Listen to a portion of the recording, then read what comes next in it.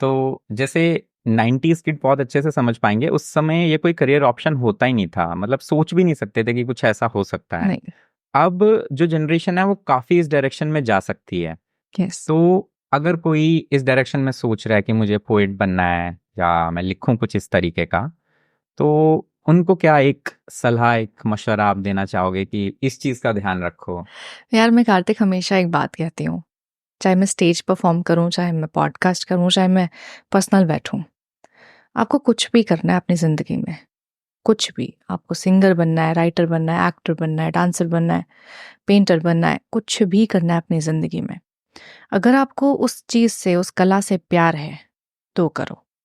अगर आपका मकसद किसी को नीचा दिखाना है, किसी को इम्प्रेस करना है, पैसा कमाना है, फेम पाना है, प्लीज़ डोंट डू इट। जिस दिन आप खुद के लिए करोगे, अपने प्यार के लिए करोगे, उस दिन ये सब चीज़ें हो जाएंगी। लोग आपसे इम्प्रेस होंगे, पैसा आएगा, शोहरत आएगी, आप आपसे जलेंगे भी, उनको नीचा भी दिखेगा। तो जिस दिन आप खुद के लिए करोगे ना, क्वालिटी के पीछे भागो, सब चीज़ें आ जाती हैं। आई थिंक अब एक पॉडकास्ट में सुनिधि चौहान ने शायद बताया था अरिजीत सिंह के बारे में जी। कि वो म्यूजिक ना खुद के लिए करते हैं, उनको मजा आता है, तो वो इतना डूब जाते हैं, यही शायद रीजन है कि बहुत ही हम्म। स्टैंड आउट भी होते हैं। यार पता है, आपको ना अपनी ऑथेंटिसिटी कभी नहीं छोड़नी है। आप ये मत भूलो कि आप इंसान हो। आपको हर पल सीखना है, आपको हर पल करना है, आपको मेहनत करनी पड़ेगी। अगर आप किसी भी पल ये सोचने लग जाएं कि नहीं मैंने ये हासिल कर लिया है और अब मुझे कुछ और करने की ज़रूरत नहीं है, बिकॉज मेरे पास तो बहुत नाम आ गया है, मैंने तो कमा लिया पैसा, जितना मुझे कमाना था कमा लिया, देन वो आर्ट थोड़ी ना था।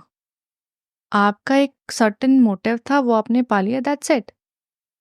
आर्ट इज समथिंग जो आपको मजबूर करती है कि आप हर दिन कुछ नया सीखो।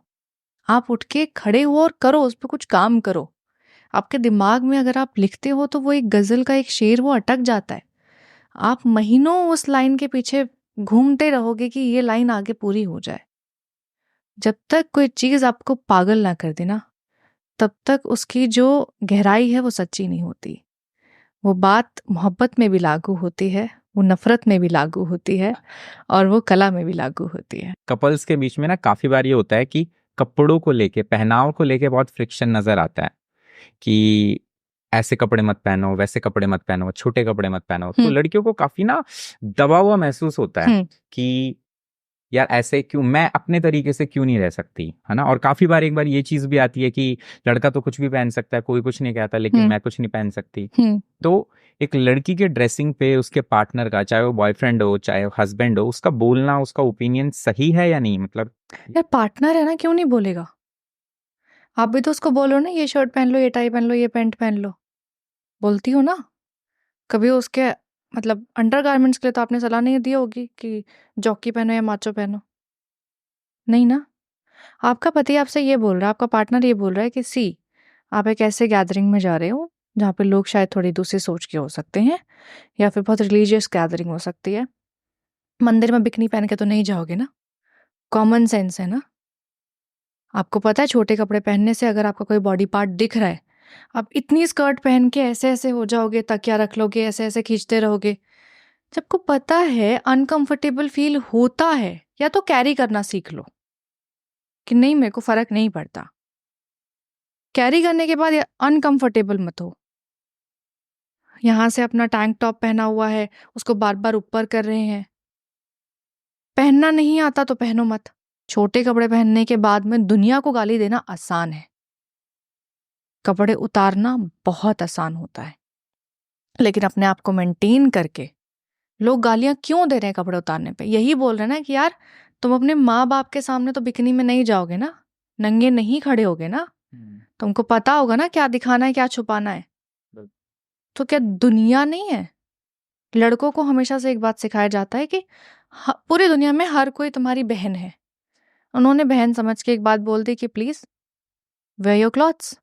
लड़कियों की सोच जो है ना, 3 चीजों पे आके सीमित हो गई है कि मुझसे कुछ बोलो मत, मुझे कुछ टोको मत, और मुझे कुछ भी करने दो, बिकॉज दिस इज फेमिनिज्म।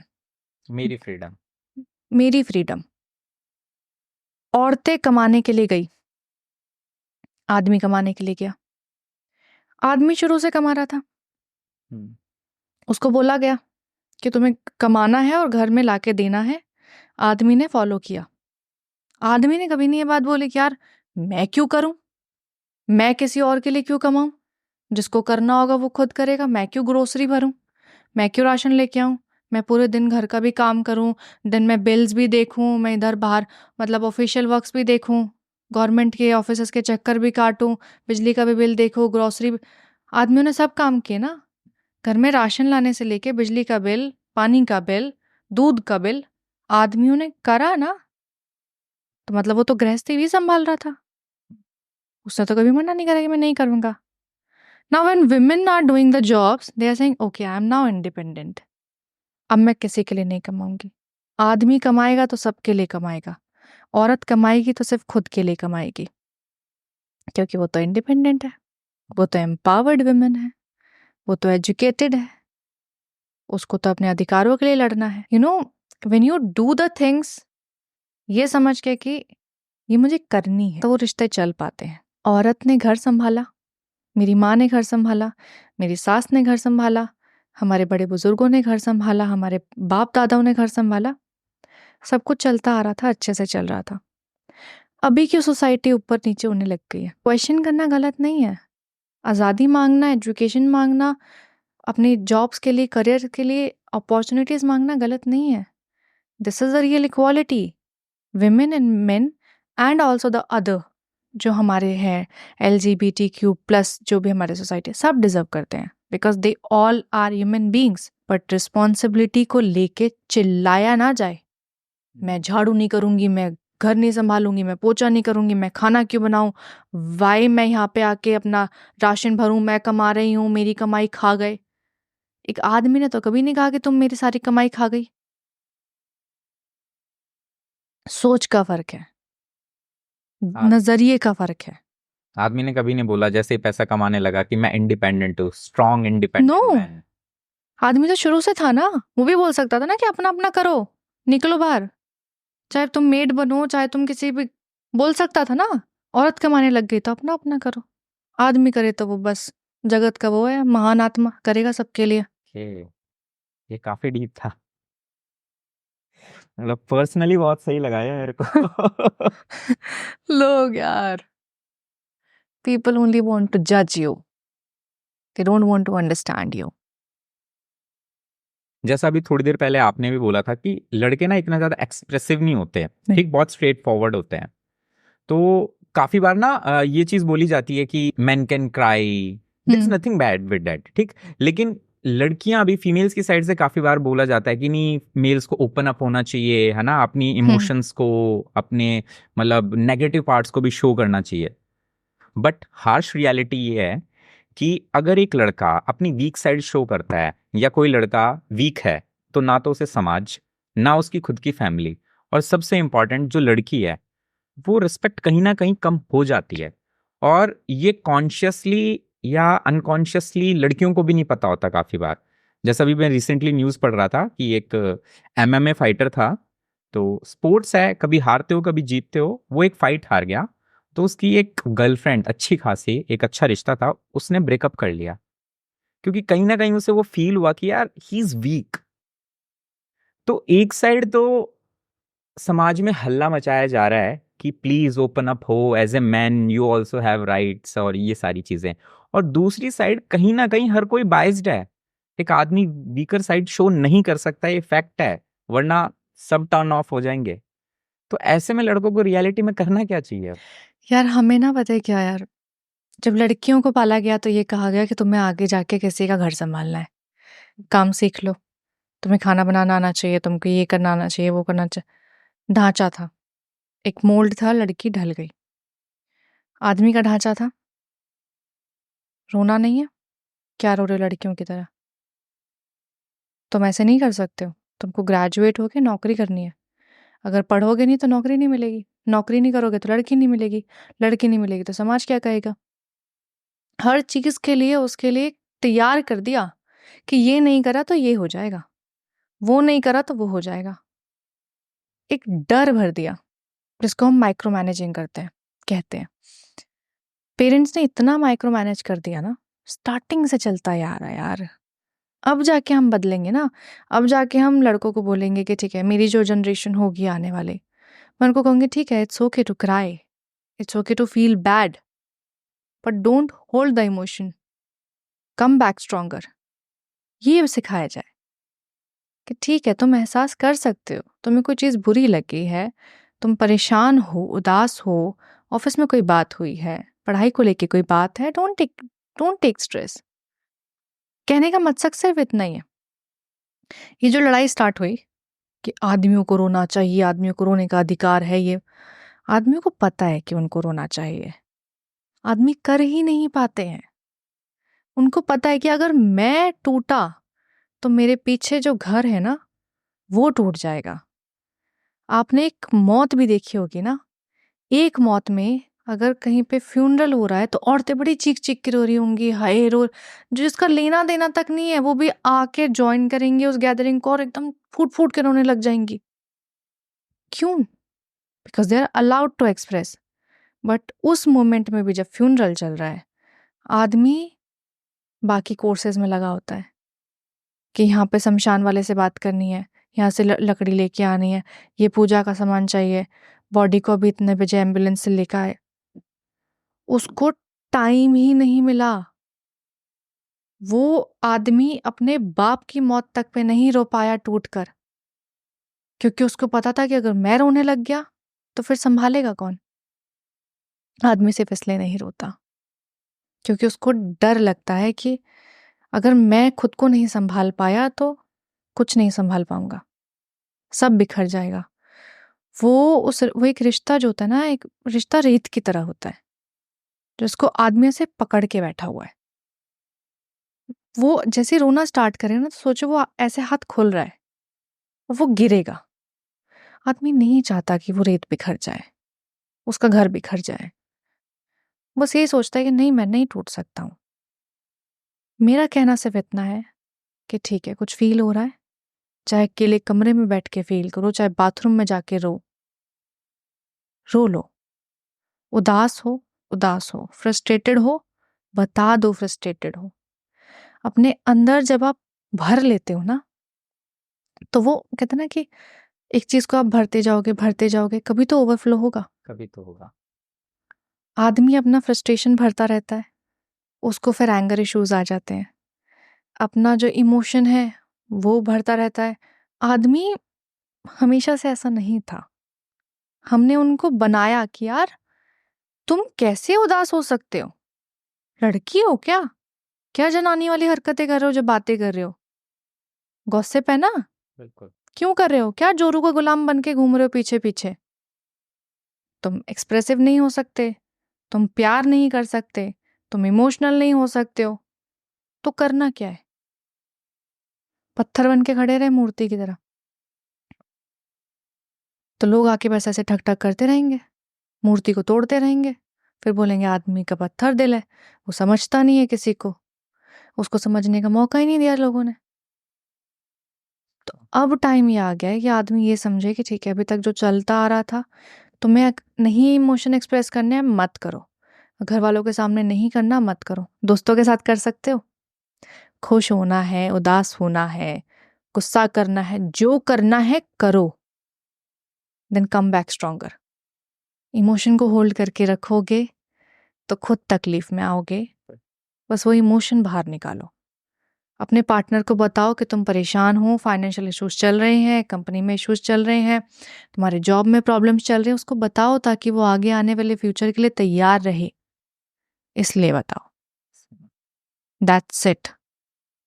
और मेरे को इसका एक बहुत प्रैक्टिकल सॉल्यूशन लगता है, वो ये है कि एक मेल को ना एटलीस्ट कम से कम इनको 10-12-15 दिन में या महीने में एटलीस्ट एक बार अपने यार दोस्तों के साथ जो मंडली होती है ना उसमें बैठना चाहिए। क्योंकि वो एक बहुत अच्छी जगह है जहां पर आप लेट आउट करते हो। चाहे आप रो नहीं, अपने दिल की बात मत बताओ, बट आप वो 4 लड़कों के साथ जब 2-4 घंटे बैठ जाते हो ना, तो सब कुछ यहाँ से एकदम एग्जैक्टली। एंड आप तो महीने की बात कर रहे हो। मैं चाहती हूँ कि हर आदमी संडे फ्री होता है, जो भी वीक ऑफ होता है ना, जो भी दिन फ्री होता है, पूरा दिन सोए, पूरा दिन आराम करे, भाग लिया ना पूरा हफ्ते, कर ली ना 9 to 5 की जॉब, देख लिया ना टेंशन बच्चों के स्कूल का, पढ़ाई का, सब कर लिया ना, छुट्टी मिली है तो छुट्टी मनाओ, आराम करो, दोस्तों के साथ बैठना है, ड्रिंक करना है, नॉनवेज खाना है, जो करना है करो, बस खुश रहो। लड़कियों को अक्सर दिक्कत होती है, यार ये अपने दोस्तों के साथ चला जाता है और मेरे को इसके फ्रेंड्स पसंद। तुम्हें इसके फ्रेंड्स से लेना देना क्या है? वो तुम्हारे फ्रेंड्स के बीच में आया कि यार मुझे तुम्हारी ये वाली दोस्त नहीं पसंद है, मुझे उसके कपड़े नहीं पसंद है, मुझे उसके बाल नहीं पसंद है, वो कैसे बात करता है, वो बहुत टैकी है। तुम्हारे लड़कों ने कभी नहीं बोला ना तुम्हारी फीमेल फ्रेंड्स के लिए कि वो ऐसे बैठती हैं उठती हैं, उनके लिए कभी नहीं बात की ना। तुमको दोस्तों के साथ जाना है, घूमना, शॉपिंग करना है, he allowed you to do so. तुम अपना देखो, वो अपना देखेगा ना। उस आदमी ने अपने दोस्तों के साथ बचपन बिताया है, एक दूसरे को चड्डी में भी देखा है, बिना चड्डी में भी देखा है। वो एक दूसरे का, एक आदमी ना यार, बॉय टू बॉय जो कॉन्वर्सेशंस होती हैं, बॉय टू बॉय जो फीलिंग्स होती है ना, वो एक आदमी ही समझ सकता है। मैं तो बोलती हूँ जाओ घूमो। मेरा अभी हस्बैंड थाईलैंड ट्रिप पे गया था, बॉयज ट्रिप, शादी के बाद। घूमो, मेरे को ट्रस्ट होना चाहिए ना मेरा पति क्या कर रहा है। क्या आदमी को एंजॉय करने का भी अधिकार नहीं है? पार्टी भी नहीं कर सकता? क्यों? क्योंकि लड़की को नहीं पसंद है। लड़की हो गई है दिमाग से पैदल। पॉसेसिव होना, प्यार करना और कंट्रोलिंग और टॉक्सिक होने में बहुत फर्क होता है। आपको समझ नहीं आता कब आप हद पार कर रहे हो। आप उस लड़के को बोलो कि ये लड़का जो है तुम्हारे साथ, तुम्हारा जो दोस्त है, he is not good for you, बहुत डीमीनिंग है, बहुत डिसरिस्पेक्टफुल है, वो तुमको कुछ समझता नहीं है तुम्हारे आगे, वो तुमको नीचा दिखाता है, इसलिए दूर हो जाओ। वो लड़का समझेगा, दूर होएगा दोस्तों से। तुम इसलिए दूर हो जाओ क्योंकि तुम्हें नहीं पसंद। क्या बात है भाई? उसने बोला तुम्हारे ये कपड़े नहीं पसंद, तुमने बदले। तुम्हारे बाल नहीं पसंद, तुमने बदले। तुम्हारा मेकअप करना नहीं पसंद, तुमने बदला। तुम अपनी छोटी से छोटी चीजों पे अलाउ नहीं करती हो चेंजेस, और तुम उसके पूरे ही इमोशन को बदलना चाहती हो। That is wrong. तो लड़कों को पार्टी करने का पूरा अधिकार है, लड़कों को अपने दोस्तों के साथ जाना चाहिए, हर हफ्ते जाना चाहिए, और हर हफ्ते नहीं जा सके तो जब मौका मिले तब जाना चाहिए। तो ये मैसेज जनहित में जारी है। जनहित में जा रही है। और लड़कियां अगर मतलब पार्टनर्स रोके, थोड़ी देर चिक चिक करेंगी, फिर शांत हो जाएंगी। चॉकलेट ला देना, खत्म। Okay, chocolate and flowers work करेंगे। है? अभी आपने एक अच्छी सी चीज बोली थी, जोरू का गुलाम। काफी बार ना डाइसी सिचुएशन होती है, मैंने मेरे घर में भी देखी है, कि लड़का वाइफ की बात अगर माने तो जोरू का गुलाम, मम्मी की बात मान ले तो माँ का दुपट्टा पकड़ के अभी भी चल रहा है। इसका क्या है? आप पर्सनली इसको कैसे संभालते हैं? आदि भाई इसको कैसे संभालते हैं? आदि जब मेरे साथ बैठे होते हैं तो मुझे समझाते हैं, तुम ठीक हो, बढ़िया हो, सही है, कोई दिक्कत नहीं है। अच्छा, कुछ गलती होगी तो मेरे को समझा देंगे ऑब्वियसली। मम्मी के पास जब बैठे होंगे तो मम्मी को समझा देंगे, तुम सही हो, वो पागल है, वो बच्ची है, उसकी आदत खराब है, उसको नहीं समझ है इतनी। वो कुछ भी बोलेंगे, वो दोनों को संभाल लेंगे, समझा लेंगे। अब यहाँ पे लड़की अगर इस बात का मुद्दा बना रही है ना कि तुम क्यों माँ के पल्लू के पीछे घूम रहे हो, भाई उस माँ ने उसको पैदा किया है, वो क्यों ना जाए? तुम तो आ जाइयो ना जब वो 25, 26, 27 साल का हो गया है, बिल्कुल एकदम मैच्योर आदमी हो गया, कमाने लग गया, अच्छा पहनने लग गया, दिखने लग गया। उस माँ ने उस बच्चे को तब देखा जब वो बिल्कुल गंदी हालत में था, बीमार था, मिट्टी में सना हुआ था, वो बच्चा पढ़ नहीं रहा था, रो रहा था, उसकी नाक बह रही थी। हर काम किया ना माँ ने। तो आज तुम्हारे आते ही वो इमोशन कैसे एकदम नल एंड वॉइड हो जाए, और क्यों हो जाए? दोनों को बैलेंस क्यों नहीं हो सकता है?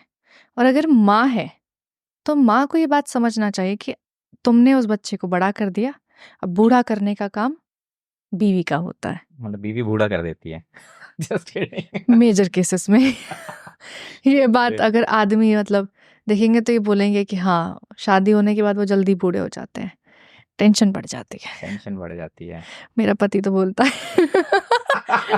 हो गया खत्म। घर घर की कहानी। यार पता है क्या, इट डिपेंड्स कि how you take the things. अगर मेरा पार्टनर बोल रहा है ना कि यार शादी के बाद टेंशन बढ़ गई है, मेरा काम बढ़ गया है, मैं उस चीज को फन में लूंगी, मैं उसको मजाक में लूंगी। बिकॉज मैं जब आफत की पुड़िया, हाँ मैं हूँ, आप मेरे को संभालना, मेरे माँ बाप नहीं संभाल पाए यार, वो नहीं समझ पाए 25-26 सालों में, तो तुम अभी 2 दिन में क्या समझ जाओगे? लड़कियों के मूड स्विंग्स ऐसे होते हैं, लड़का कैसे समझेगा? कोई बाबा थोड़ी है। तो हाँ, आपको चीज़ों को, अपनी ज़िंदगी को लाइटली लेना पड़ेगा, आपको मजाक में उड़ाना पड़ेगा, खुद को भी और टेंशन्स को भी। Because when you take things lightly ना, अगर मम्मी ने कोई बात बोली है, फॉर एग्जाम्पल मैं अपनी सास को मम्मी ही बोलती हूँ, अगर आपकी सास ने कोई बात बोली है, लाइटली ले लो। उन्होंने बोला कि अरे यार आज तूने साड़ी नहीं पहनी है, उनको बोला अरे बहुत गर्मी हो रही है, मेरे तो मतलब मैं तो परेशान हो जाती हूँ। तुमने साड़ी क्यों नहीं पहनी है, मम्मी ने ऐसे क्यों कह दिया, मम्मी ने वैसा। जिस चीज को बातों से हल किया जा सकता है उस बात को मुद्दा मत बनाओ। जब चीजें मुद्दा बनती हैं वो बहस में जाती हैं। बहस होगी तो रिश्ते में दरार आएगी, कुछ ऐसी बातें निकलेंगी जो आप कहना नहीं चाहते और दूसरा सुनना नहीं चाहता। तो छोड़ दो ना, जाने दो, क्या हो जाएगा। आप लड़ लोगे, चीजों को स्ट्रेच कर लोगे, खींच लोगे, उसके बाद क्या? दूसरे इंसान के मन में आपके लिए एक पर्सपेक्टिव आ जाएगा कि यार ऐसा तो मैं कुछ कह ही नहीं सकता हूँ, बिकॉज अगर मैंने कुछ अच्छे के लिए भी कहा तो ये शायद समझेगी नहीं या समझेगा नहीं। आप हो सकते हो आप बहुत अच्छे इंसान हो, लेकिन आपका बिहेवियर कई बार लोगों को हर्ट कर देता है। तो कोशिश करो ना कि मन में कोई बात बुरी लगी है तो मन में रखो, अपने पार्टनर को जाके बोलो कि सी मुझे ऐसी बात बुरी लगी है। देन आपके पार्टनर का ये रिस्पॉन्सिबिलिटी बनता है ये बोलना कि सी बुरी लगी है, इट्स ओके, हाँ गलत था थोड़ा सा, चलो मैं समझा दूंगा मम्मा को, उनका इंटेंशन नहीं था। या फिर अगर उनका इंटेंशन भी होगा तो वो तुमको हर्ट नहीं करना चाहती थी, वो तुमको समझाना चाहती होंगी। There is a way of how people talk. कुछ लोगों का टोन बहुत लाउड होता है, बहुत चीख चीख के बात करेंगे, बहुत ऑडियो होते हैं। कुछ लोग ऐसे बात करते हैं कि देख भाई देख भाई देख भाई, वो बहुत विजुअल ओरिएंटेड होते हैं। कुछ लोगों का होता है उनको हर चीज़ में लॉजिक चाहिए होता है। आपकी जब 5 उंगली एक जैसी नहीं होती तो आप कैसे उम्मीद करते हो कि हर इंसान एक जैसा होगा और आपके जैसी सोच रखने वाला, आपके जैसे बात करने वाला होगा? आप अलग इंसान हो, वो अलग इंसान है, वो अलग परवरिश में पैदा हुए हैं, वो आप अलग एनवायरनमेंट में ग्रो अप हुए हो, फर्क होगा ना। तो समझो उनकी, समझो अपनी, समझाओ, बात करो। तो जरूरी है, लड़का पता है क्या, वो चक्की में होता है ना, वो घुन होता है, वो सास और बहू तो दोनों है गेहूं, पिस रही है, चल रहा है डिस्कशन, लड़ाई चल रही है, वो है घुन लड़का, हाँ, वो वो भी हर पिस बार रहा है। लपेटे में आएगा। माँ की ना सुने तो बीवी के कहे में चलता है, बीवी की सुने तो मैंने तो पाल पोस के बड़ा किया, बीवी का गुलाम हो गया है, मेरी नहीं सुन रहा है वो तो उसी के। दोनों को एक दूसरे का बैलेंस समझना पड़ेगा। बीवी को समझना पड़ेगा कि माँ की इंपॉर्टेंस क्या है, माँ ने उसको कैसे पाला था, किस सिचुएशंस में पाला था। आज तुम्हारे पास पूरी फैसिलिटीज अवेलेबल हैं, ये कोठी बंगला गाड़ी तुमको सब मिला हुआ है, उन्होंने बनाया है। एक टिन के घर से, एक छप्पर के घर से, एक रेंट के घर से उठ के उन्होंने आज ये तुमको 100 गज का, 500 गज का, जो भी जितना भी इंसान ने बनाया, मेहनत करके बनाया है।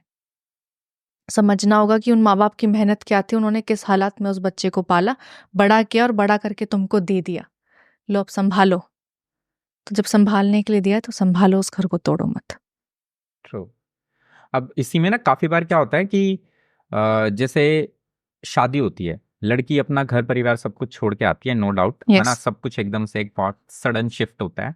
तो ऐसे में लड़का एक ब्रिज होता है अपनी वाइफ और अपनी फैमिली के, जो उसकी एक नई फैमिली बनने वाली है, उसके बीच में। एग्जैक्टली। तो काफी बार लड़के इस रीजन से एक सर्टेन टाइम पीरियड तक बहुत ज्यादा पैम्परिंग जोन में भी रहते हैं कि हाँ थोड़ा समझाना है, अटेंशन भी ज्यादा देते हैं और बहुत ही नपे तुले चल रहे होते हैं, यानी कि एक फोकस होता है उनका। लेकिन अब कभी ना कभी जब वो लड़की, हो सकता है 6 महीने बाद, 1 साल बाद, 1.5 साल बाद, जब वो सब कुछ सेटल डाउन हो जाएगा, तो अब लड़के का फोकस चेंज होगा, राइट। अब जैसे ही वो फोकस चेंज होता है, उसके बाद ऑल ऑफ सडन ना कुछ शिकायतें आने लगती हैं कि अब ना ये मुझे टाइम नहीं देते हैं, अब मुझे समझते नहीं है, इनका प्यार खत्म हो गया है, अब ये बदल गए हैं। तो ये प्रॉब्लम आजकल रिलेशनशिप में बहुत ज्यादा चल रही है, शादी के 1 साल बाद, 1.5 साल बाद। इसको आप कैसे एड्रेस करते हो? आपके घर में एक छोटा बच्चा होगा, यू सी अ टॉडलर, और फाउंडेशन या नर्सरी क्लास का बच्चा, एबीसीडी सिखाओगे, काउंटिंग सिखाओगे, 12th क्लास तक तो काउंटिंग नहीं सिखाते रहोगे ना, एबीसीडी नहीं सिखाओगे ना। सिलेबस चेंज होता है। जब आपको लगता है कि अच्छा ये एबीसीडी सीख गया है, काउंटिंग सीख गया है, अब इसको कैलकुलेशन सिखाते हैं, अब इसको वर्ड्स को रीड करना सिखाते हैं, लिखना सिखाते हैं, सेंटेंस फॉर्मेशन सिखाते हैं, then how can you expect a man कि वो तुमको पूरी जिंदगी सेम ही चीज सिखाता रहेगा? तुमको सिखा दिया ये घर कैसा है, ये लोग कैसे हैं, यहाँ के रिश्ते कैसे हैं, यहाँ का माहौल कैसा है, सिखा दिया। अब आगे क्या है? लाइफ। आगे बढ़ो ना, फॉरवर्ड करो, ये चीजें सीख ली है ना। एक इंसान को अगर शादी के बाद, मैं बता रही हूँ, शादी से पहले ऑब्वियसली आप पूरा नहीं खोलते बिकॉज आप बहुत डेकोरेटेड रहते हो यार, बहुत। एक इंसान ना कहते हैं कि 5 जिंदगियां जीता है, बट रिलेशनशिप में 2 जिंदगियां जीता है। रिलेशनशिप में 2 जिंदगियां होती है, एक जो आप दुनिया को दिखाते हो, एक जो आप अपने घर में होते हो, when you are farting, when you are pooping, when you are peeing, when you are digging your nose, it is human। True. आप भी करते हो, वो भी करेगा, वो फिर यक करने की बात नहीं होगी। ट्रू। ह्यूमन टेंडेंसी, अंडरस्टैंड वो इंसान है, इंसान को इंसान समझा जाए। अब जब शिकायतें क्यों आती है यार? क्योंकि आप उस इंसान को ना एक सर्टेन वे में ढालना चाहते हो कि मुझे तो लड़के एकदम ट्रिम बियर्ड वाले पसंद है, तुम्हें पसंद है, बट वो कॉन्फिडेंट नहीं फील करता ट्रिम बियर्ड में, उसको थोड़ा सा चाहिए, उसके ग्रोन अप्स चाहिए उसको। तुमको पसंद है कि वो जो लड़का है एकदम फॉर्मल्स में घूमे हर टाइम पे, उसको कंफर्टेबल होना है। मैं अक्सर लोगों से बात करती हूँ, मैं बहुत पर्सनल लोगों से बात करती हूँ। एक लड़की का, बहुत educated well to do family से बिलोंग करती है वो लड़की, शी सेड कि ये लड़का रात को जब सोता है तो ये सिर्फ शॉर्ट्स पहन के सोता है, एंड वो कैमिसोल वैसे नहीं पहनता। हाँ, वेस्ट नहीं पहनता। तो आई वाज लाइक, फिर अरे इसको प्रॉपर नाइटवेयर पहनना चाहिए। ये तुम्हारा लड़ाई का रीजन है? ये रीजन था। That was the reason of their major breakup. मैं हैरान हो गई, मैंने कहा मैं क्या बोलूं, मेरा पति खुद कच्चे में घूमता रहता है। मैंने उसको नहीं बोला। इसका सॉल्यूशन तो बहन मेरे पास भी नहीं है। तुम एक इंसान से ना उसका पूरा कंफर्टेबल जोन जीना चाहते हो, क्योंकि तुम चाहते हो कि तुम्हारी नजरों के सामने वो एकदम ऐसा रहे, तुम्हारी नजरों को पसंद है वो वैसा रहे, तो तुम उसको वैसा बदलना चाहते हो। क्या तुमने कभी उससे ये पूछा कि वो क्या चाहता है, वो कैसे रहना चाहता है, उसको किस तरीके के कपड़े पसंद है, क्या खाना पसंद है, किस तरीके के बाल पसंद है, उसकी पहली शरारत कौन सी थी, उसका पहला जो स्कूल का क्रश था वो क्या था, उसने सबसे गंदी नॉटी हरकत क्या की होगी अपने? क्या कभी ये सवाल पूछे उस बच्चे से, उस लड़के से, उस इंसान से? आप नहीं पूछोगे, but you expect a man कि वो तुम्हारे फेवरेट कलर से लेके तुम्हारा favourite food, favourite hair style, favourite clothing, favourite brand, favourite makeup brand, उसको सब पता हो। वो ट्यूशन क्लासेस में थोड़ी आया है जहाँ पे बोर्ड के एग्जाम्स उसको क्लियर करने हैं कि हाँ भाई पास, उसको सब नॉलेज है। True. You are not trying to understand a human, you are trying to change the human for the sake of how you want him to be. तुम उसको जैसा देखना चाहते हो, तुम उसको वैसा बनाना चाहते हो, बट प्यार में इंसान को कभी बदलना नहीं होता, वो जैसा है उसको वैसा ही एक्सेप्ट करना होता है। उसका बदलाव करो उसके पर्सनालिटी डेवलपमेंट में। अगर उसको बात करने में हिचकिचाहट महसूस होती है तो उसको समझाओ कि कैसे बात की जाती है। अगर तुमको आई कांटेक्ट करने में महसूस हो रहा है, एम्बैरेसमेंट फील हो रहा है, अनकंफर्टेबल फील हो रहा है, आई कांटेक्ट मत करो, लुक इनटू द एयर। तुम हवा में भी देखोगे, आई कांटेक्ट नहीं करोगे, दूसरे इंसान को नहीं पता लगेगा। तुमको अगर लगता है कि मेरे कपड़े जो हैं वो किसी से कम हैं, तो उसको कुछ ऐसी वीडियोस दिखाओ जहाँ पे फॉरेन के जो लोग हैं they are very comfortable in roaming around the seats. Just छोटा सा एक शॉर्ट, मेल्स की बात कर रही हूँ, एक निक्कर पहना होगा, एक बनियान पहना होगा, आराम से घूम रहे हैं, they comfortable, they are not thinking about कि what people thinking about them ना। वो नहीं सोच रहे, तो उनको बताओ किसी, ये सब चीज़ें जो है ना, ये जितनी भी टेंशन्स हैं, एम्बैरेसमेंट है, इनसिक्योरिटीज है, ये सब हमारे दिमाग के अंदर है। लोगों को एक्चुअल में फर्क ही नहीं पड़ता कि आपने क्या पहना, या फिर सेम कपड़ा आप एक हफ्ते तक रिपीट करके आ रहे हो। They don't give a dam. आप लहंगा पहन के चल रहे हो, आप साड़ी पहन के चल रहे हो, आप सूट पहन के चल रहे हो, लोगों को फर्क नहीं पड़ेगा। ये बात है, एक बार हो सकता है देखे, बट फर्क किसी को कुछ नहीं पड़ रहा। उनको कुछ फर्क नहीं पड़, देखेंगे अच्छा हाँ यू लुकिंग, दैट्स इट, खत्म, वही टॉपिक ही खत्म। पर इसमें ना एक चीज ये निकल के आती है, जैसे कि लड़की को शादी के बाद काफी ड्रेस में थोड़ा सा चेंजेस करने पड़ते हैं। ये मैंने काफी बार देखा है कि मैं मेरे घर में तो शॉर्ट्स और उसमें घूमती थी, है ना। अब मैं मेरे ससुर जी के सामने तो शॉर्ट्स में नहीं बैठ सकती, तो मेरी लाइफ में तो एक सडन शिफ्ट आया है। तो एक कंपैरिजन जो आता है, यार तुम भगवान के सामने तो तुम कच्चे बनियान में नहीं घूम सकते हो ना। लड़कियां भगवान के सामने, तुम्हारे माँ बाप है, लड़कियों को समझना पड़ेगा यार। ससुर है ना, उसने वो माहौल नहीं देखा, उसको अपनी टांगे क्यों दिखानी है? क्यों? क्यों दिखानी है अपनी टांगे? तुम कंफर्टेबल हो, कंफर्टेबल होना है, ठीक है, उनको नहीं, पजामा पहन सकती हो, पजामा इज ऑल्सो कंफर्टेबल। दुनिया में ऐसे मतलब कोई ऐसी औरत नहीं होगी ना जो ये बोले कि यार मैं तो मतलब परेशान हो गई हूँ पजामे में। You can wear that, you can wear palazzos, आपको कंफर्टेबल होना है ना। आप जब शादी में जाते हो, आप पजामे और टी शर्ट में नहीं जाते, आप शॉर्ट्स में नहीं जाते हो। When you are going to a party और एन इवेंट, आप एकदम टाइट फिटिंग पहन के, जिसमें तुम्हारा क्लेवेज भी दिख रहा है, तुम्हारे थाइज भी दिख रहे हैं, you are uncomfortable wearing the heels, but you want to wear them because they are certain way to dress up in a party. एक सलीका है कहाँ पे क्या पहन के जाने का, तो किसके सामने क्या पहनना है उसका भी सलीका होता है। अकल होनी चाहिए, आपको एक्सेप्टेंस आनी चाहिए। ट्रू।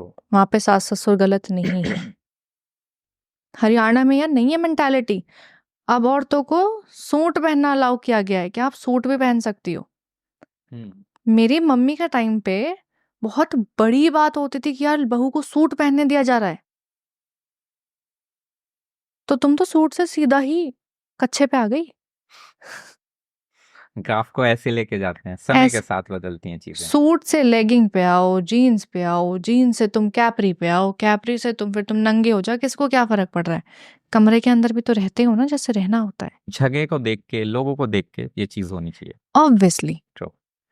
मैंने ना एक बार एक शादी में सुना था कि विदाई के वक्त का सीन था, तो इमोशनल सीन होता है, दुल्हन जा रही होती है जब, तो एक बुजुर्ग ने, किसी ने लड़की को समझाया कि बेटा चुप रहना सीखना, है ना, तो घर हमेशा बना रहेगा। तो अब इस लाइन के ना कंस्ट्रक्टिव और डिस्ट्रक्टिव दोनों मीनिंग्स निकलते हैं, है ना। मतलब इसको अलग अलग तरीके से देखा जा सकता है। तो आपके हिसाब से एक अच्छी मैरिड लाइफ के लिए मतलब इसको किस तरीके से लेना चाहिए? पता है, मौन रहने की सबसे बड़ी कला होती है कि आपको पता होना चाहिए कि कब बोलना है, कहाँ बोलना है और कितना बोलना है। ज्यादा बोलने वाले को समझदार नहीं बोला जाता, बकैत बोला जाता है। ठीक है, कि तो आपके वर्ड्स की वैल्यू तभी होगी जब आप बहुत लिमिटेड दोगे। क्या ये बहुत कम बोलता है, ये बहुत इंटेलिजेंट है, जो हमेशा ही बोलता रहता है, यार ये कुछ ना कुछ बोलता रहता है, इरिटेटिंग है। जब ये लाइफ में फॉलो करते हो तो रिलेशनशिप में क्यों नहीं? दैट इज लाइफ ना। आपको चाहिए कि आप बोलते रहो, बोलते रहो, बोलते रहो, बोलते रहो। उस बोलते बोलते में आपको पता ही नहीं लगेगा कब आपने काम की बात बोली।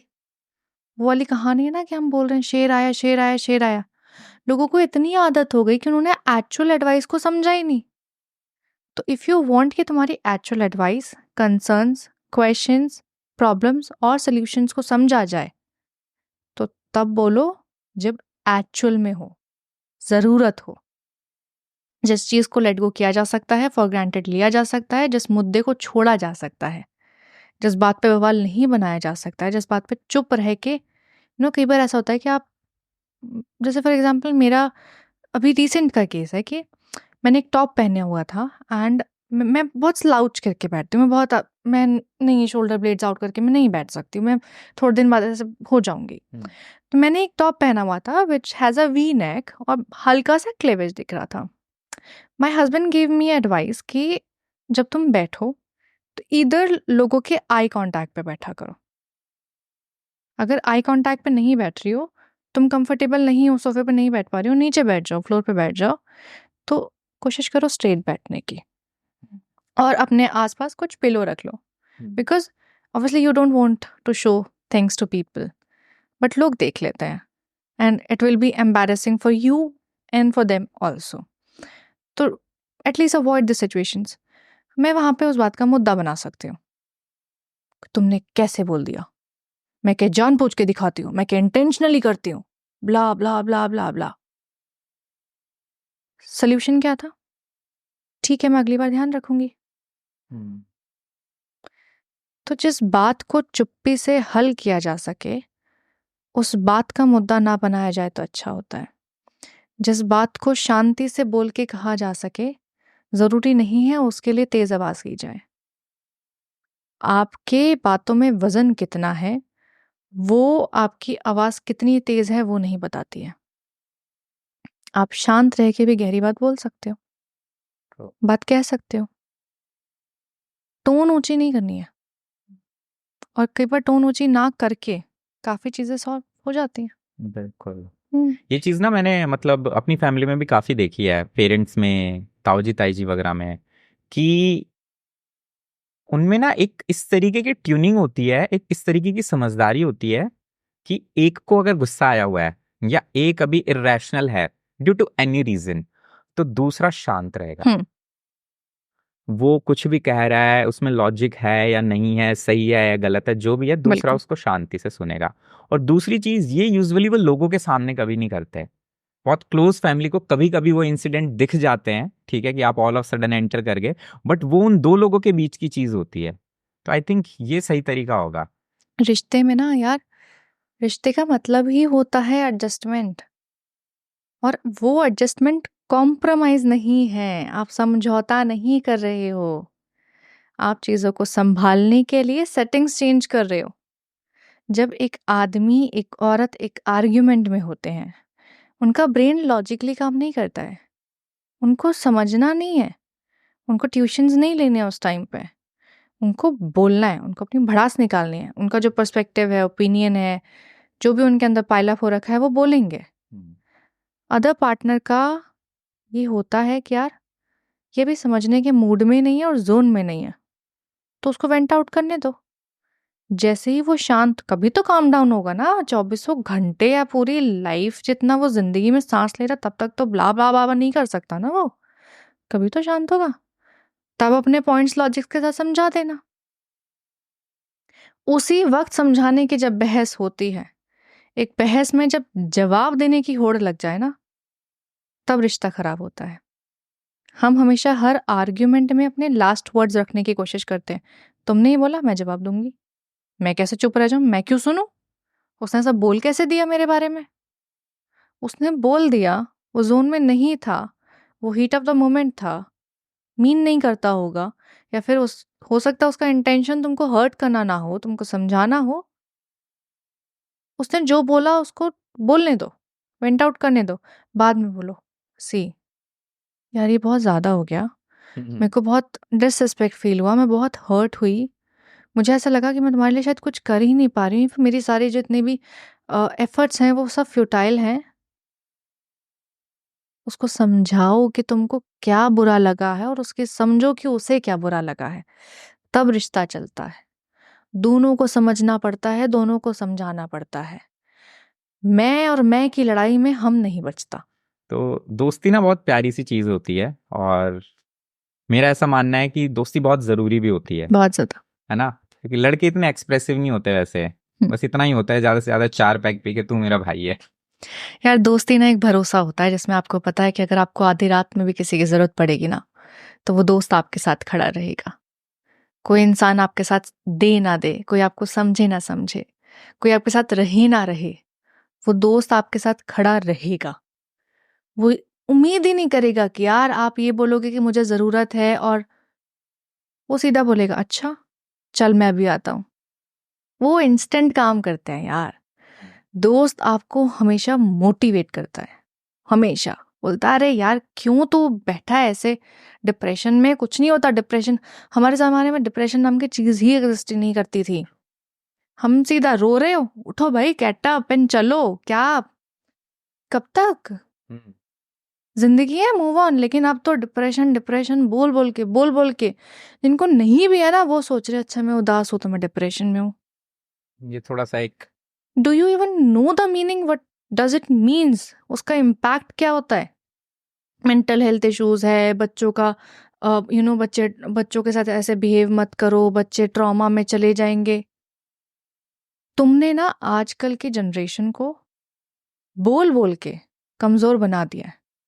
वो कहते हैं ना मम्माज बॉय जो होते हैं, जिनको आजकल के जो लोग हैं वो गोदी से उतरने भी नहीं दे रहे हैं बच्चों को, कि नहीं नहीं मिट्टी में नहीं खेलना, एलर्जी हो जाएगी, ये नहीं खाना, एलर्जी हो जाएगी, ये नहीं करना, वो हो जाएगा।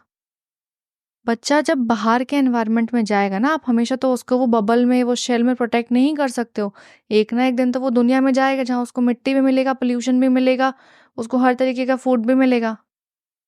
कब तक रोकोगे? पहले होता था ना, माएँ बोलती थी जहाँ मिट्टी में खेल लिया, चोट लग गई, वहीं पे झाड़ लिया, चलो ठीक है। बिल्कुल। क्योंकि वो आपको ये नहीं बोल रही है, वो केयरलेसनेस नहीं है पेरेंट्स की कि भाई नहीं नहीं नहीं मेरे बच्चे को चोट लग गई, मैं अभी एकदम डॉक्टर के पास ले। वो सीधा बोल रहे चोट लगी है, उठो, खड़े हो। ऐसे ही सीखोगे। ऐसे ही सीखोगे। This is life. आप ठोकर खा के सीखते हो, लेकिन जरूरी नहीं है ना आप ठोकर खाने का इंतजार करो। आप पहले भी तो सीख सकते हो। चोट लगी है, ठीक है, जब तक दर्द हो रहा है तब तक बैठो, उस चोट को सहलाओ। रोना आ रहा है, रो लो, लेकिन रो लिया, नाउ गेट अप, आंसू पोछो एंड बैक टू वर्क। आप जिस चीज को जितना ज्यादा होल्ड करके रखते हो, वो इमोशन आपको उतना ही तकलीफ देता है। इमोशंस का सीधा सा साइकोलॉजी है। आप अगर उदास रहना चाहते हो तो आपके ऊपर डिपेंड करता है कि आप कितने टाइम तक उदास रहना चाहते हो। वो आपको तभी तक उदासी फील होगी। हम इंस्टाग्राम पे ओपनली या किसी भी सोशल मीडिया पे ओपनली देख सकते हैं कि मतलब कंटेंट के नाम पे जो चीज परोसी जा रही है, किस डायरेक्शन में जा रहा है और ये लड़कियों में क्यों आ रहा है, ये साइकोलॉजी समझनी जरूरी है। सोसाइटी में एक आई थी जिसने स्टार्ट किया था, फिर एक और स्टेटमेंट आया था कि अगर एक लड़की ये कर रही है तो हर घर से ऐसी लड़कियां आएंगी। आई विल नॉट से द नेम बिकॉज ऑब्वियसली मैं किसी को पॉपुलर, कुछ सालों में हो गया है, कुछ महीनों में हो गया। फिर मेट्रो में वो सेम तरीके की एक लड़की देखने को मिलती जो कहती no I am not inspired by her. Inspiration लेने जैसा क्या था? आया ही कहाँ से इंस्पायर वर्ड इसमें?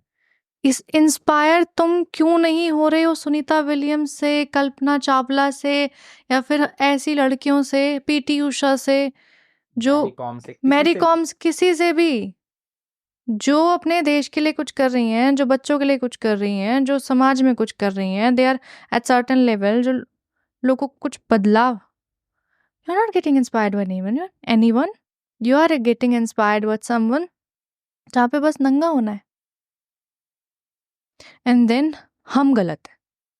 हम देख, पता है क्या हो रहा है यार, हमने ना एक फन के लिए कंटेंट लोगों ने बनाना स्टार्ट किया। शुरुआत कहाँ से, बैक स्टोरी जाते हैं। एक लड़की ने कपड़े उतारे, वो बिकनी में डांस कर रही है। अब एक लड़के ने रील देखी और वो लड़की बहुत भद्दी दिखती है, फॉर एग्जाम्पल, या अच्छी दिखती है, कुछ भी हो सकता है। उस लड़के ने अपने दोस्त को भेजी, अरे देख देख इसने क्या करा हुआ है। फिर दूसरा बोलता है अरे यार, गाली देके कि डैश मचा रखा है, फिल इन द ब्लैंक्स। ठीक है, ये यहाँ से 4 फ्रेंड्स में शेयर हुआ। जैसे ही 4 शेयर आए, उन चारों ने किसी और को तो किया होगा, नेटवर्क मार्केटिंग। हमने भले गाली देने के लिए शेयर किया हो, गाली देने के लिए कमेंट किया हो, एंगेजमेंट रेट बढ़ता है। इंस्टाग्राम ये नहीं देखता है, सोशल मीडिया ये नहीं देखता है कि क्या कमेंट आ रहा है, क्यों शेयर किया जा रहा है।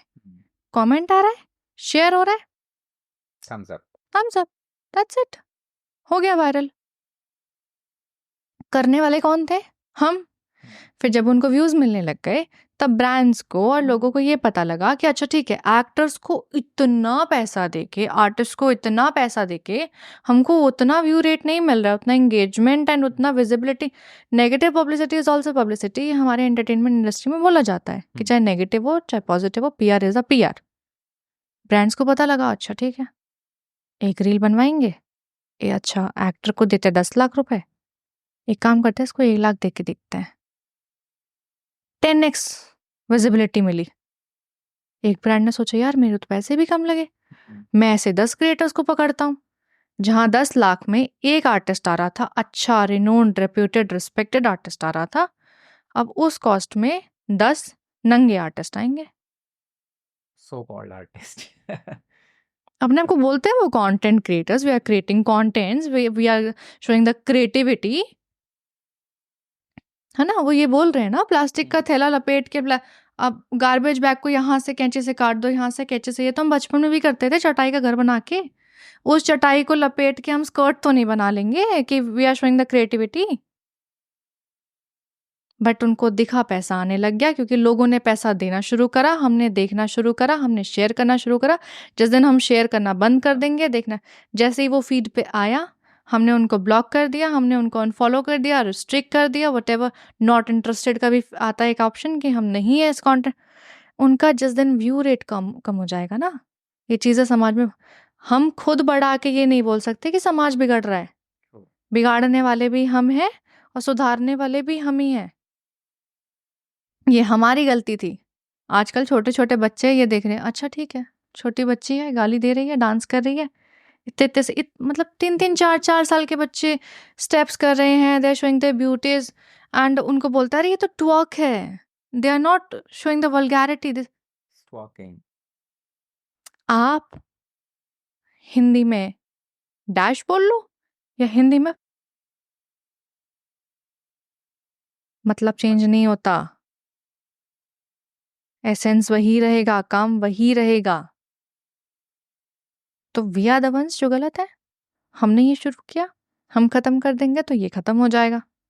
जिस दिन ब्रांड्स उनको पैसा देना बंद कर देंगे, ब्रांड्स बोलेंगे अच्छा ठीक है, we are like strictly no, जैसे बहुत रिप्यूटेड ब्रांड्स हैं, they are you know very much into कि जिस इंसान ने कभी वल्गैरिटी ना प्रमोट किया हो, अल्कोहल ना प्रमोट किया हो, टबैको ना प्रमोट किया हो, will not do things with them, they are strict with their policies, वो नहीं करते हैं। तो ए ग्रेड ब्रांड्स कभी भी इन्फ्लुएंसर्स के पास नहीं जाएंगे। You will not see a good brand जिसके आप एड्स देखते हो, जिसके आप प्रोडक्ट्स इस्तेमाल करते हो, उनका ये प्रमोशन कर रहे हैं। They will do the trading, batting, gaming, जुआ खेल लो, सट्टा लगा लो, यहाँ पे राय दे दो, यस और नो ही तो करना है, आप लाखों रुपए जीत जाओगे। एक इन्फ्लुएंसर को पैसा मिला ये बोलने के लिए, ठीक है, इन्फ्लुएंसर ने पैसा लिया, बोल दिया, उसके अकाउंट में ट्रिंग हो गया। अब जो लोग उसको फॉलो कर रहे हैं उनको बोलेंगे यार इसको तो पैसा मिलता है, अच्छा 1000 रुपए के 1 लाख आ जाएंगे, करके देख लेते हैं। अब 1000 करके फॉर एग्जाम्पल 100 लोगों ने भी लगाया होगा, 1 लाख रुपए उस बंदे को तुरंत फायदा हो गया। कोई नहीं जीतता। कभी किसी असली आदमी से मिलो जो ये कहे कि अरे मैं रमी सर्कल पे गेम खेला और मैं करोड़ रुपए जीत गया, मैंने एक गाड़ी खरीदी। You will not see them in real. Proper shoot होता है, माइक लगाया जाता है, मेकअप होता है, उनको गरीब का ड्रेस पहनाया जाता है, उनको डायलॉग्स बताए जाते हैं। देन यू सी ओ मैं तो बस गेम में इतना पैसा जीता, मैं पहले बहुत गरीब था। हम यहाँ से कहीं ना कहीं बढ़ावा हम ही दे रहे हैं, हम ही दे रहे हैं, कंज्यूमर्स हैं हम लॉजिक नहीं लगा रहे हैं ना, हम मान रहे हैं हर चीज को मान। मैं मेरी भी बात मानो, आप लोग क्वेश्चन करो, if I have the answer मैं दूंगी, इफ मेरे पास नहीं आंसर तो ओके ठीक है, सेकंड ओपिनियन। ब्लाइंड ट्रस्ट मत करो, ये दुनिया इतनी अच्छी नहीं है जितना आप समझते हो। कार्तिक, मैंने कहीं पढ़ा था कि अगर तुम्हारे लिए कोई दरवाजा बंद करे ना, तो उसको ये बता देना कि कुंडी दोनों तरफ होती है। तो जरूरी नहीं है कि एक इंसान अगर तुम्हारे साथ गलत करके जा रहा है तो उसको ये अधिकार है कि वो कुछ भी कर सकता है, और तुम्हारे हाथ में कुछ भी नहीं है, तुम्हारे हाथ में है, देख लेना। बहुत ही अमेजिंग पॉडकास्ट रहा, मतलब कि एक्सपेक्टेशन से ऊपर था। क्यों, मैं वो भी बताता हूँ कि मतलब सिर्फ वो नहीं कि लव की बात हुई है, बहुत ही रियलिस्टिक बातें हुई हैं, और कहीं ना कहीं आपने बहुत खूबसूरती के साथ स्पिरिचुअल एंगल भी दिखाया उसमें कि जो हमारी सभ्यता संस्कृति में कूट कूट कर भरा हुआ है वो कैसे रिवॉल्व करता है इसके around. Thank you so much अक्का, बहुत मजा आया। Thank you so much Kartik for having me, because मैं बहुत ज़्यादा रियल थी। ऐसा बहुत कम होता है कि मैं अपनी सारी बातें रख पाऊँ, क्योंकि अक्सर लोगों के अंदर इतनी कैपेसिटी नहीं होती है। शायद होता ना कि कुछ चीज़ें बनी होती हैं किसी और के साथ होने के लिए। तो बिग कॉम्प्लीमेंट फॉर मी। तो तुम्हारे साथ मुझे बहुत अच्छा लगा, तुम्हारी बहुत पॉजिटिव ऑरा और एनर्जी है। आई प्रे कि तुम अपनी ज़िंदगी में जो भी कुछ चाहो एंड जो भी तुम डिज़र्व करते हो वो तुम्हें सब कुछ मिले और बहुत जल्दी मिले। बिकॉज आई डोंट वांट कि तुम्हारी स्टोरी आए कि जैसे KFC का जो अंकल थे वो बूढ़े होने के बाद फेमस हुए। नो, कार्तिक को अभी राइज करना है, ठीक है? And all the best. I am so grateful that you called me here. बाकी ऑल्सो गाइज, हमारा जो जितना भी पॉडकास्ट, ये कॉन्वर्सेशन था, ये मेरे अपने ओपिनियंस थे। मेरा कोई भी इंटेंट किसी को भी हर्ट करने का, किसी को भी डिसरिस्पेक्ट करने का या फिर किसी को भी तकलीफ़ पहुंचाने का नहीं था। मेरा कोई टारगेट नहीं है। मैं सिर्फ चाहती हूँ कि अगर मेरे पास कोई ऐसी सोच है जिससे किसी का भला हो सकता है तो शायद भला हो जाए। और अगर आपको मेरी सोच नहीं पसंद आ रहे हैं, मेरे ओपिनियंस, मेरा पर्सपेक्टिव, मेरा नज़रिया नहीं पसंद आ रहा है, that's totally fine. I am okay on accepting things if you are not liking it. I don't want to like hurt you, but if you're getting hurt, so then there is obviously some problem in you. Thank you so much. Thank you. नमस्कार। नमस्कार। I hope आज के podcast में आपको बहुत मज़ा आया होगा। इस पॉडकास्ट का आपको बेस्ट पार्ट क्या लगा वो मेरे को कमेंट सेक्शन में ज़रूर बताएं और सब्सक्रिप्शन बटन पे प्लीज़ क्लिक करें, क्योंकि आपका एक सब्सक्रिप्शन हम लोगों को बहुत मोटिवेट करता है ताकि हम ऐसे ही अच्छे अच्छे गेस्ट को बुलाएं और इस तरीके का क्वालिटी कंटेंट जो आपको इंटरेस्टिंग भी लगे और आपकी लाइफ में कुछ पॉजिटिव इम्पैक्ट भी डाले वो बना सकें। सो स्टे ट्यून, अगले एपिसोड में फिर से मिलते हैं। तब तक के लिए नमस्कार।